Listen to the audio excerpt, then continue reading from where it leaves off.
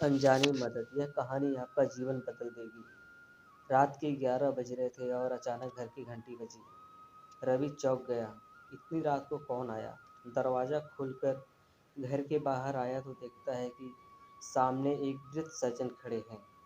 एक ऑटो पर आए हुए तेजी से हाँफ रहे थे और उन सज्जन ने उनसे पूछा, बेटा आपका नाम? उसने बोला, रवि।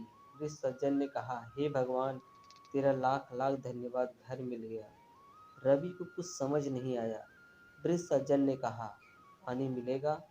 रवि ने कहा, आइए, घर के अंदर आइए। और रवि ने उनको पानी पिलाया। उसके बाद वृद्ध सज्जन ने रवि के हाथ में एक चिट्ठी दी। रवि ने उस चिट्ठी को पढ़ा। पढ़कर वह दूसरे कमरे में गया। 3-4 मिनट में रवि वहाँ वापस आया और उस ऑटो वाले को कहा, भाई साहब, आप चले जाइए।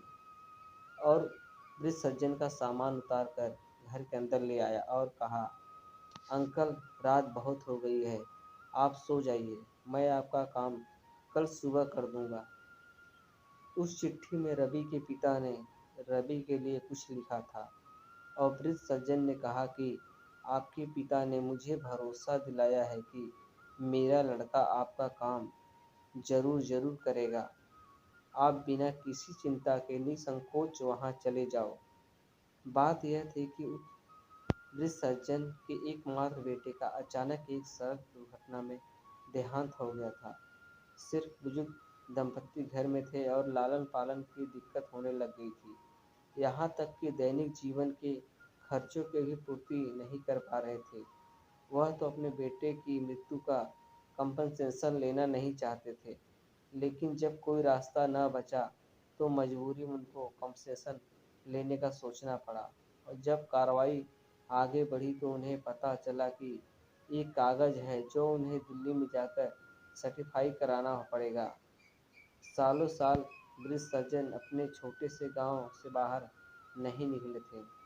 दिल्ली उनके लिए बहुत डरावनी और बहुत बड़ी जगह थी। इतने में उनके पुराने मालिक ने अपने बेटे के नाम से चिट्ठी बनाकर दी कि जाओ, मेरा बेटा रवि आपकी मदद करेगा।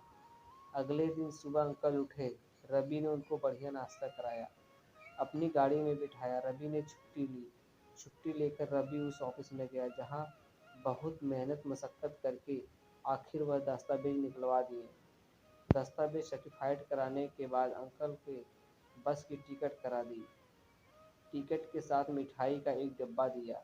बस स्टैंड पर छोड़कर निकलने ही वाला था।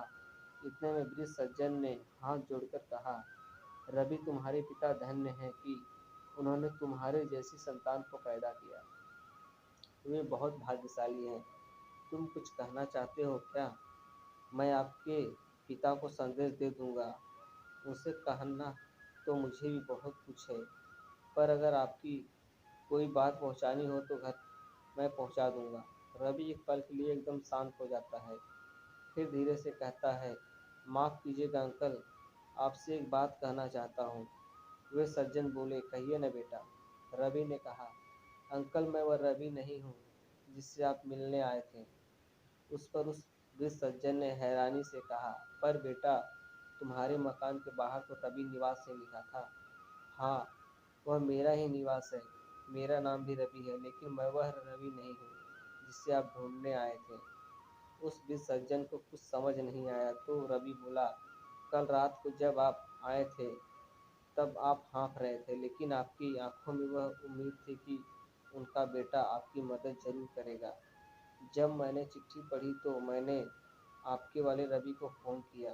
वह एकदम से परेशान हो गया और असमंजस में पड़ गया, क्योंकि वह कहीं बाहर गया हुआ था और 8-10 दिन बाद आने वाला था। साथ ही आपको देखकर मुझे मेरे पिता याद आ गए, जिनके लिए मैं जीवन भर कुछ न कर पाया था। मेरे पास हिम्मत भी नहीं थी कि मैं आपकी उम्र और भावना को देखते हुए आपको वापस भेज सकूं। तब मैंने निर्णय लिया कि आपका यह काम मैं करूंगा। उस वृद्ध व्यक्ति की आंखों में आंसू बहने लगे और वह बोले कि तुम रवि को जानते नहीं हो। रवि बोला, अंकल, मैं उसको नहीं जानता। आपकी चिट्ठी में उनका फ़ोन नंबर था, मैंने उन्हें फ़ोन लगाया। उस पर उन्होंने फिर से पूछा, तुम वह रवि भी नहीं हो? वह फिर से बोला, हाँ, मैं रवि, वह रवि भी नहीं हूँ। उस पर उस वृद्ध व्यक्ति ने कहा, फिर भी तुमने मेरे लिए छुट्टी ली और ना किया। कौन कहता है भगवान नहीं होता? कौन कहता है कि ईश्वर नहीं होता? उसको बार बार दोहराते हुए वह बस में बैठकर चले गए। रवि अपने घर पहुंचा। उस रात उसे अपने जीवन की सबसे ज़्यादा सुकून वाली नींद आई।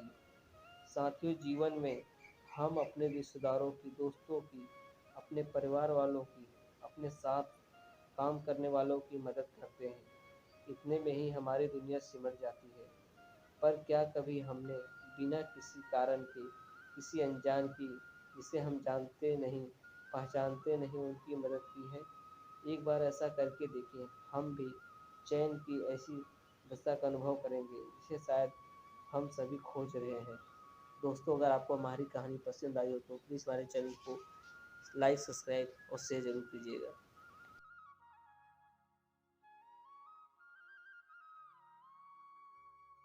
गाइस यार बस एक ही चीज कहूंगा कि अगर ये वीडियो आपको जरा सी भी अच्छी लगे तो प्लीज यार इस वीडियो को लाइक करना, और जिन लोगों ने पहले से सब्सक्राइब कर रखा है उनको दिल से सलाम, और जिन्होंने सब्सक्राइब नहीं किया है वो प्लीज चैनल को सब्सक्राइब कर